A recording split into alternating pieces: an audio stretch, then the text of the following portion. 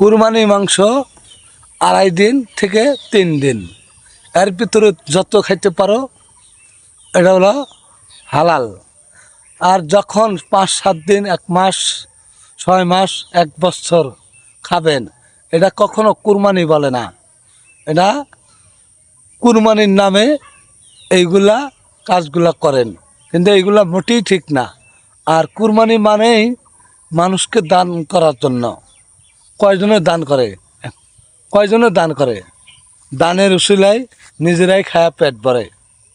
কোনো আত্মস্বজন, কোনো শরিকভাগী, কোনো গরিব প্রতিবেশী যারা কুরবানি দিতে পারে না, সামর্থ্য থাকে না, তাদেরকে দেওয়ার কথা। এইগুলা কে বা কারা কয়জনে দেয়? দেখছি মুনাফেক আবু জাহেল এবং ইমানদাররাও অনেকেই সমান, এক সমান। কেউ সঠিক না, কেউ সঠিক দায়িত্ব পালন করতে পারে না।